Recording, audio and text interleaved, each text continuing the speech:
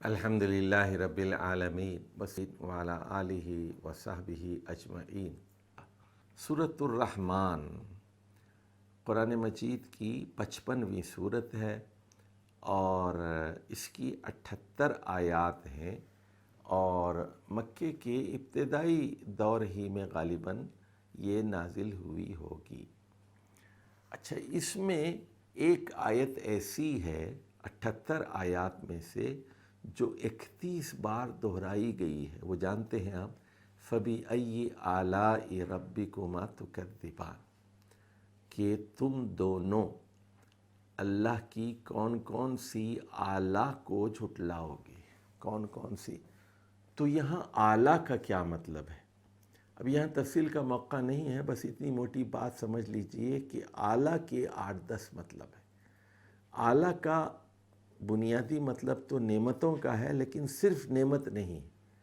آلہ کا مطلب قدرت بھی ہے، طاقت بھی ہے، کمالات بھی ہیں اور اوصاف حمیدہ بھی ہے، اللہ تعالیٰ کی عنایتیں، اللہ تعالیٰ کی کرم فرمائیاں اور اس کا الطاف بے پایہ، یہ ساری چیزیں اعلیٰ کے مفہوم میں شامل ہیں۔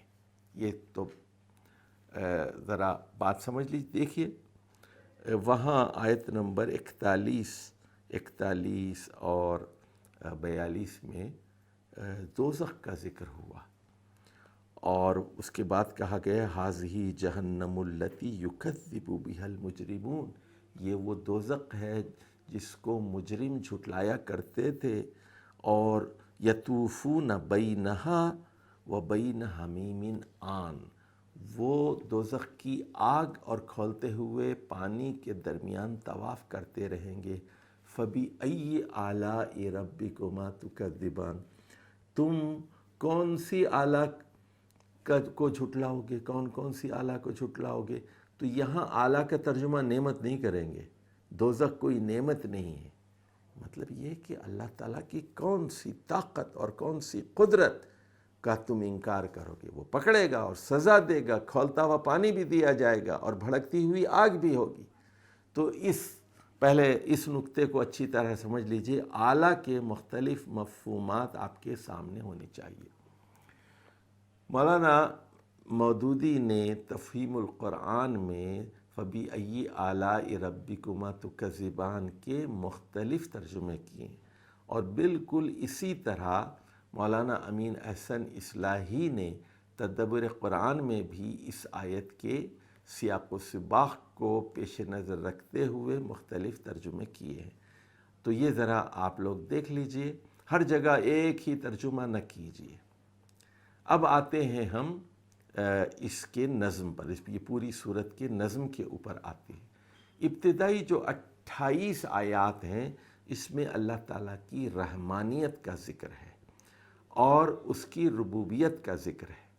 اس کے بعد دوسرا پیراگراف ہے آیت نمبر 29 سے 36 تک، اس میں 8 آیات ہیں، اس میں اللہ تعالیٰ کی قدرت اور طاقت کا تذکرہ ہے اور اس کی صفات قدرت کا بیان ہے۔ تیسرا پیراگراف 37 سے 40 تک، تو یہ 4 آیات ہیں، اس میں قیامت کے احوال بتائے گئے۔ اس کے بعد آیت نمبر 41 سے 5 تک چوتھا پیراگراف ہے، 5 آیات ہیں، یہاں پر مجرمین کا کیا انجام ہوگا، یعنی مجرمین کون ہیں؟ جھٹلانے والے، مکذبین، اور وہ انسانوں میں سے بھی ہیں اور جنات میں سے بھی ہیں۔ اور 5واں پیراگراف ہے، دیکھیے آیت نمبر 46 سے 61 تک، یہ 16 آیات ہیں، یہاں بتایا گیا کہ جو متقین ہیں، محسنین ہیں، مومنین ہیں، ان کا کیا انجام ہوگا۔ اور آخری پیراگراف 62 سے 78 تک یہ 17 آیات ہیں، اس میں اضافی نعمتوں کا ذکر ہے، ایڈیشنل جو اللہ تعالیٰ کی بلیسنگز اور باؤنٹیز ہوں گی، ان کا یہاں تذکرہ کیا گیا ہے۔ اچھا جی، اب سن لیجئے، ایک تو بڑا اہم لفظ کیا ہے یہاں پر، فَبِأَيِّ آلَاءِ رَبِّكُمَا تُكَذِّبَانِ کے اندر میں نے اعلیٰ کے لفظ کا بتایا تھا، اس کے مختلف مفہوم۔ دوسری چیز دیکھیے، تُكَذِّبَانِ، یعنی انسانوں میں سے جھٹلانے والے اور جنات میں سے جھٹلانے والے دونوں گروہ سے خطاب ہے یہاں پر۔ تو تکذبان جھٹلانے والے ہوتے ہیں، اس کی ضد کیا ہوتی ہے؟ وہ ہوتی ہے تصدقان، تصدیق کرنے والے۔ یعنی دنیا میں جب نبی آتا ہے تو دو پارٹیاں بن جاتی ہیں، ایک نبی کی باتوں کی تصدیق کرتے ہیں اور وہ ہوتے ہیں تصدیق کرنے والے، اور ایک جھٹلاتے ہیں، اس کو نیگیٹ کرتے ہیں، وہ ہوتے ہیں مکذبین۔ ویل للمکذبین، جھٹلانے والوں کی شامت ہے۔ پچھلی صورت میں بھی بتایا تھا میں نے کہ تکذیب کا ذکر بار بار آیا ہے سورۃ القمر میں۔ اچھا جی، اب ایک اور نقطہ، یہ تین باتیں ذہن میں رکھ لیجئے۔ اعلیٰ کے لفظ کو سمجھ جائیے، تکذبان یعنی جھٹلانے کو سمجھ جائیے، اور اس کی ضد کیا ہے؟ تصدیق کرنا۔